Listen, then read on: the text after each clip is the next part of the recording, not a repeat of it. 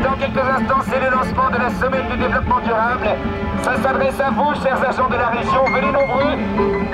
Mesdames, bonjour et rendez-vous dans le hall pour un petit pot pour le lancement de la semaine du développement durable.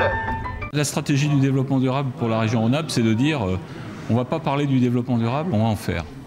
Alors c'est vrai qu'on a la chance à la région d'avoir des élus qui ont envie de s'engager dans le développement durable. On a effectivement ici l'exemple d'une démarche très exemplaire du fait que quand on donne un objectif commun à l'ensemble de la maison, eh bien, elle est capable de se mobiliser.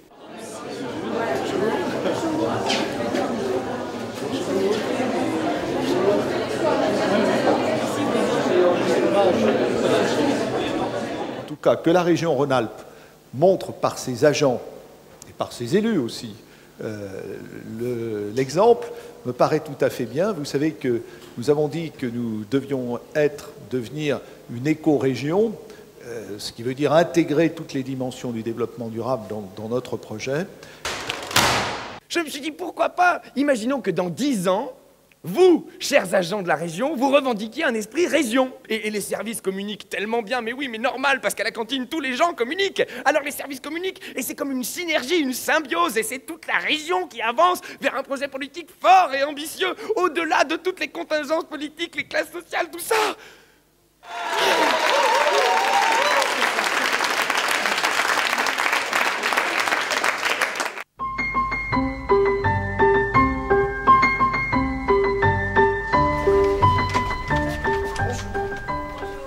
Comment vous envisageriez le développement durable et aller vers quelque chose de mieux, peut-être? Déjà en commençant par soi-même, en éteignant l'ordinateur le soir, même l'écran, même en faisant du recto verso dans les photocopies, des choses comme ça. Alors déjà, est-ce que le développement durable, ça vous parle? Beaucoup, puisque nous sommes... je suis dans un métier où on parle des transports, donc nécessairement on fait quand même des actions concernant le développement durable.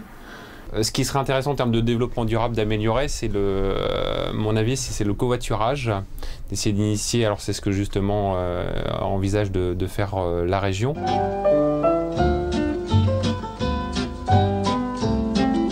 Refaire toute une éducation, et puis qu'on en parle un peu plus souvent, qu'on réalise vraiment. Moi, les arbres, tout ça, il y a des gens qui ne savent pas que le papier c'est fait avec les arbres, il y a des gens qui ne savent pas ça. Au niveau du développement durable, ça comprend 3 choses, c'est protéger la planète pour le futur, pour le futur, que ça doit être dans un souci économique et dans un souci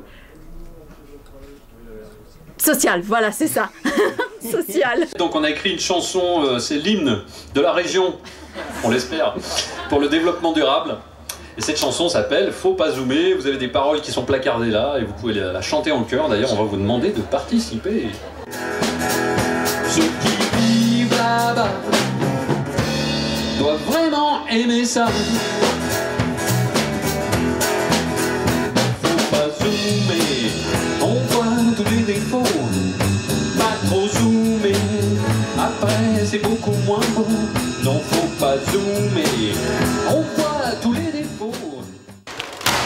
Voilà, on a créé une association qui s'appelle La Voiture Autrement, qui propose le service d'autopartage. Qui consiste à quoi? Qui consiste à utiliser la voiture en libre service. 70% des déplacements se fait moins de 2 km. Ce qu'est la conception bioclimatique des bâtiments, c'est pas poser un bâtiment, une maison ou un bâtiment de service public ou tout bâtiment en fait sur un terrain n'importe comment. Il y a toute une réflexion à avoir par rapport à l'environnement global du terrain, du projet, pour évaluer quelles sont les contraintes du lieu, que ce soit en termes de vent dominant, en termes d'ensoleillement. Les énergies renouvelables sont moins chères que les énergies conventionnelles. Encore une fois, les 4 premières barres, c'est les énergies renouvelables. Et on voit que le plus cher, toujours pour le chauffage dans l'habitat, c'est l'électricité. Le premier principe, c'est une coopération de région à région. On coopère avec des collectivités qui ont des compétences et qui ont des enjeux qui sont similaires à la région Rhône-Alpes. On va dire on va travailler sur l'apiculture parce que là, voilà une agriculture qu'on peut développer sans toucher le milieu, voire même en l'améliorant. L'idée, on ne fait pas de la coopération seule, on fait la coopération avec les autres. Agir, ce n'est pas seulement réagir, c'est être. Ce qui est intéressant par rapport à cette semaine du développement durable, c'est qu'on a travaillé en équipe. Donc on a, avec un petit groupe, on a pu échanger, faire des propositions et puis créer ensemble la semaine du développement durable.